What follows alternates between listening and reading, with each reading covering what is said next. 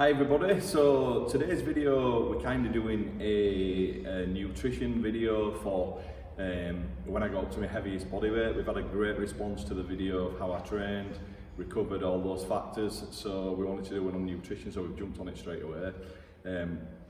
So me and George just wanted to say thank you very much for the comments and everything else to do with that video.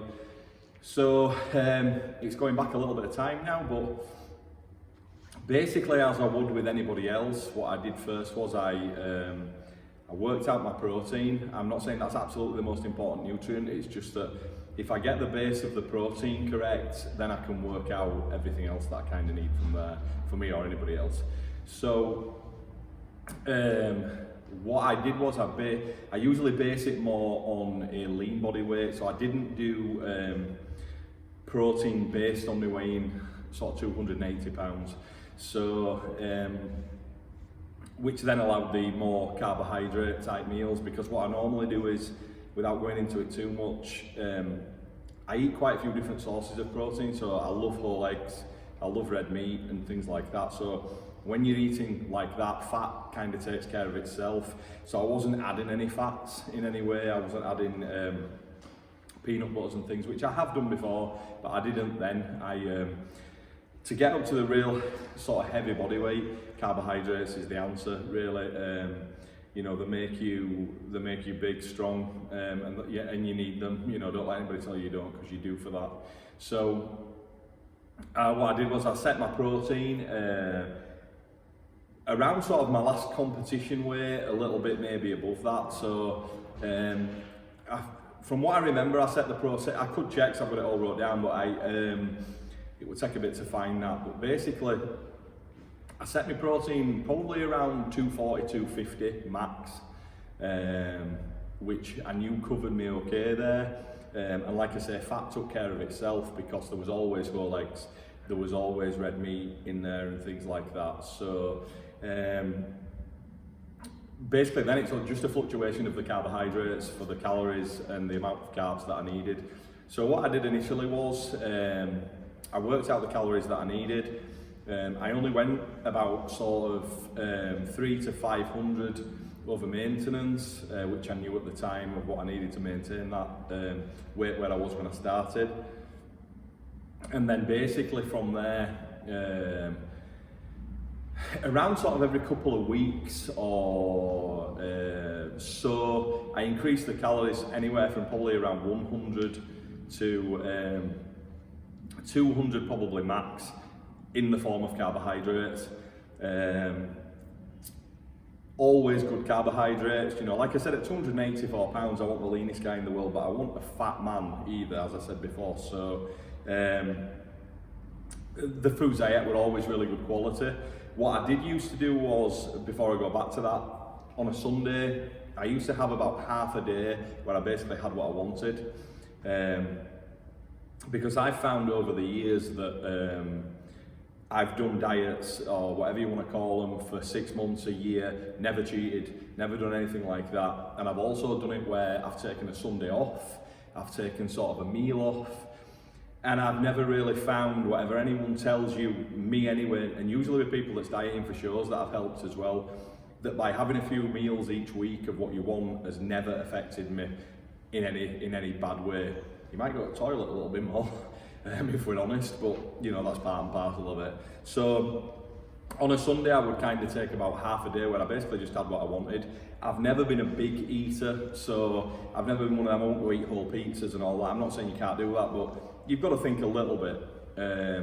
But it was just things, I love crisps, or chips to the American viewers, and I would probably eat more snacks, really. I'd still stick a couple of protein shakes in and things like that to try and keep that level up a little bit more, and my water, my fluid, and then just have what I want. So for the rest of the week, the 6.5 days, basically I was eating between, it was probably 5 meals then, possibly 6, as I say, I can check if people want to know exactly.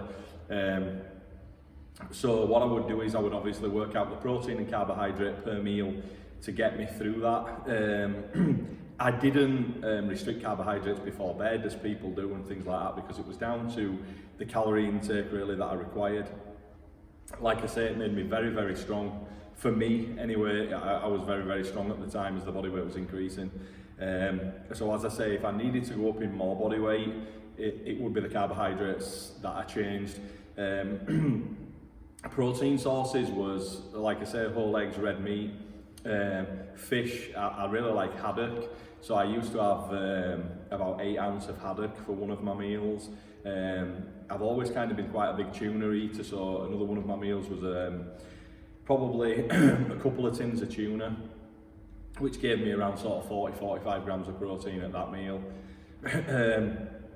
The rest of the time, other than the red meat meal and the eggs, if it wasn't fish meals like that, it would have been something like chicken or turkey, or it could have been like a whey isolate shake with some carbohydrates as well. I did use carbohydrate powder a little bit at the time, because as far as digestion wise going, as you're increasing and things, it can become more and more difficult to eat those types of foods. So I tended to stick carbohydrate wise with like whole wheat pasta and brown rice and those types of things. But as the calories increased, I may have switched then to a white rice or a white pasta. I find pasta quite easy to eat. So I changed to like maybe a white pasta, because obviously it's going through you a little bit faster, which can help you then get more food in throughout the day. I ate oats at the time. I can't do that anymore. I've got a really bad stomach to oats now. So breakfast was usually oats and a banana with a protein source. Like I said, the protein source is all day, and then the carbohydrates would have been your rice, your pasta. I did use sweet bread, still do sometimes. I love bread. So when I was getting heavy, that would have probably been around 4 large slices of bread at a meal. I'd probably only do that once a day. And that was it really, other than maybe like I had some vegetables and I did have other fruits. I used to eat apples and things sometimes in between meals. Believe it or not, when I was trying to get really heavy and I was struggling, I used to drink bottles of Lucozade, the really, really large bottles of Lucozade. What I would do is I would basically just sip that throughout the day, along with my water, which again just increased the calories for me a little bit as well. As I say, I've never been a huge eater, so that was kind of it really. And as I say, what I would do is I would very slowly but surely increase the calories as the body weight stalled. But I obviously kept a check on conditioning. Yeah, I'm not going to have a 6-pack abs and things like that, but obviously, you know, if you're starting to get too fat, then it's a pointless exercise, so you got to rein it back in a bit. But as I say, because the strength was increasing so dramatically and training was going so well, you know, the body weight was good. So yes, there was some fat obviously, but I was able to keep the calories increasing without really gaining a great deal more body fat. So I kept doing that, and as I said, the goal wasn't to reach the body weight that I did. I kind of just kept going up bits and bits and bits until at some point I just said, you know, to my now wife, that it would be amazing from the body weight that I started out at, when people say you can't possibly reach those body weights, especially naturally, to do 20 stone. And like I say, one day I just got on the scales and it registered 20 stone 4, and I got on about 5 times over the next couple of days just to make sure it wasn't a fluke. One point I do want to make on that, where a lot of people make mistakes here, is a bit like when you've dieted for a show. If you're getting very, very good shape, yes, for a couple of days people are going to eat what they want. Again, be a little bit careful with that, but people are. But then you need to very slowly increase the calories back. You don't want to jump back to where you were off season or anything, because you can tend to gain a lot of body fat like that. So, you know, a bit of a reverse diet, as they call it these days now. Take yourself back up. When you're trying to hit certain body weights, it's very, very important. What a lot of people do now is, and I've had it with me here with people where, say they want to be 16 stone, or in pounds for other people, about 224 pounds. What people tend to do is if they manage to get to that weight, they'll hit the weight and immediately come back down. You need to sit at that weight for a while. So even though at the body weight that I reached there, I stayed at that for a little while. You know, I was there probably, again, I could check, but it was at least 2 months, maybe even 3, which allows your body to sit with that weight and it become more normal, which is really important, because that hard-earned muscle to that point, if you go straight back down, it's just going to come back off with a lot of the body weight. So you need to sit there and let it become accustomed to that body weight. And then all I did at that time, when obviously I didn't need to be that heavy, I just brought the carbohydrates down slowly but surely to take me back down to a reasonable body weight. You know, I normally hang around, even now, sort of normally hang around about 18 stone, or about 252 pounds. So that's kind of it, really. I have been asked did I do cardio and things like that. When you're training very, very hard, your heart rate's ridiculous. I know it's you can say it's a different form, it's anaerobic, but you know, it's kind of crazy how much your heart rate goes up and stays there for. So I didn't do tremendous amounts of cardio, but obviously being so heavy, I used to go out with my wife for walks and things like that to ensure that just regular type sort of heart health and fitness was there a little bit, which I used to enjoy that, and I was good with that, and I wouldn't have not wanted to do that. You certainly don't want to sit down and never move around, because that's never good, even if you are training hard. So water intake I should have mentioned as well. I've always kind of been very similar with that. It's anything from, I'm not one of these people where say drink 2 gallons a day. I think that's ridiculous. I think if you're living in a very, very hot country, great. If you're living in England, what the hell do you need 2 gallons of water for? You're not putting more muscle on or being healthier by just going to the toilet every 39 seconds. So for me, probably around, I would say particularly through winter, for me probably about 3.5 litres is probably my average. Summer I'm probably doing 1 gallon a day, 4.5, maybe a bit more, maybe like 5 litres a day, because I can comfortably do that in the heat. So it was similar then to, you know, as the calories increased, I probably took the water up, which I know I did do a little bit. So obviously, because you want to do that, because it all balances itself off better that way. Supplementation wise, still kind of similar to what I do now. A good multivitamin and mineral every day. I use creatine. I know let's say it doesn't work. Creatine monohydrate. Maximum I've ever done is 10 grams a day. Sometimes just 5. And I usually take at least 1 day off a week from that, just to give the body a little bit of a break. And I never load. I just think that's a waste of time. People usually end up with loads of stomach distress and then don't get any more benefit after that. So creatine, at that time I would have been using glutamine and things because it wasn't really available in powder form and things at that point, I don't believe. A really good whey protein, the best I could get at that time. And a carbohydrate powder, which was probably, in fairness at that time, will have been a maltodextrin type powder, because I'm pretty okay with maltodextrin. I know it bloats a lot of people, but I'm not too bad with that. Beyond that, I will have been taking, as I do now, a healthy fat, so some type of omega-3 krill oil or something along those lines.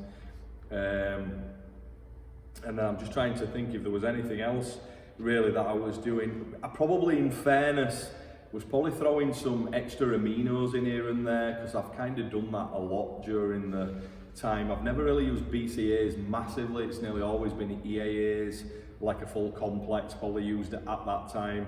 That was more available. Beyond that, that's really it. In later years, as I've got a bit older, I've tried your natural test boosters and things like that. Maybe a little bit of something, but nothing really dramatic.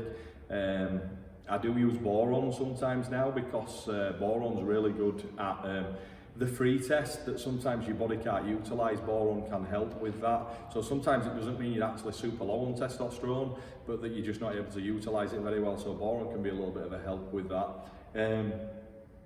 So really that's pretty much it.